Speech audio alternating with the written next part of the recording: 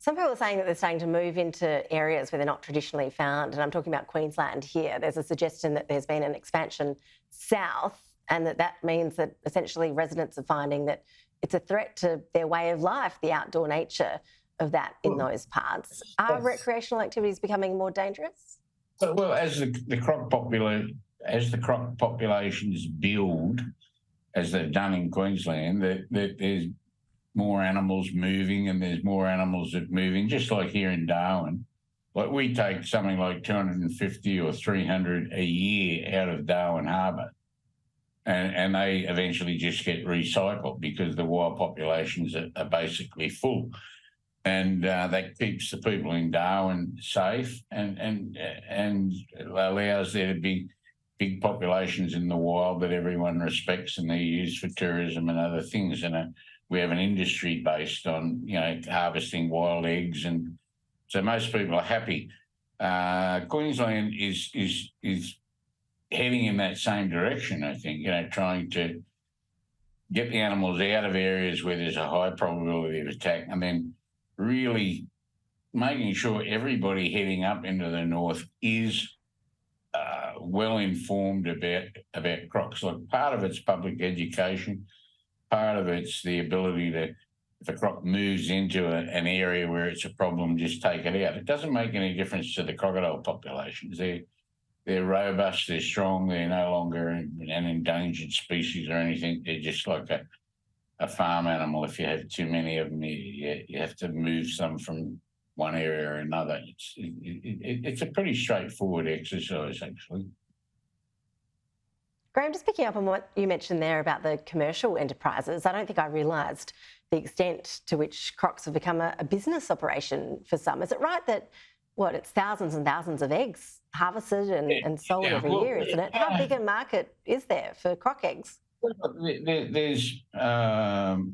is saltwater crocodile skins are the highest quality crocodile skin in the world, and historically, the crocs from Queensland and the Northern Territory and Western Australia, and mind you, the Northern Territory has probably 3 times the population of Queensland of crocs.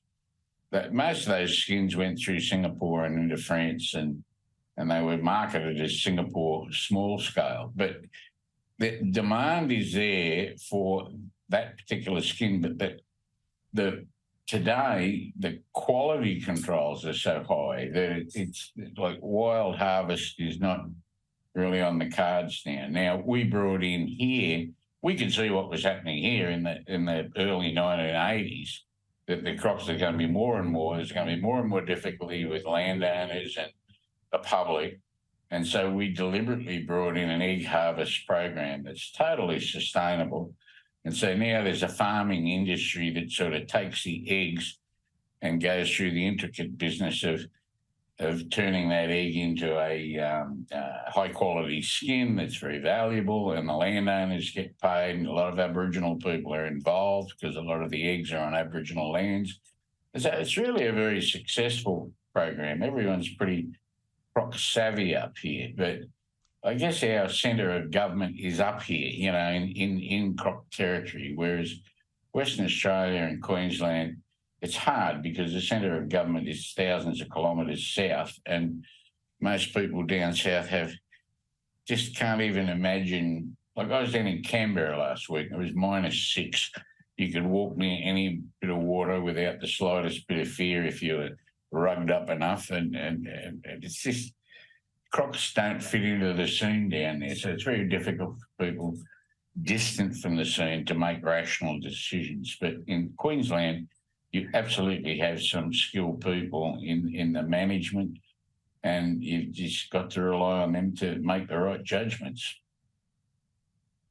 Yep, can confirm, Grahame, haven't seen any crocs in Lake Burley Griffin here in Canberra.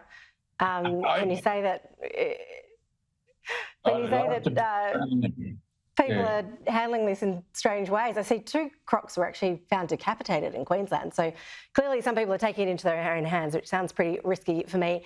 Grahame Webb, really appreciate you joining us and talking us through that today. Thanks so much. It's a real pleasure. Thank you.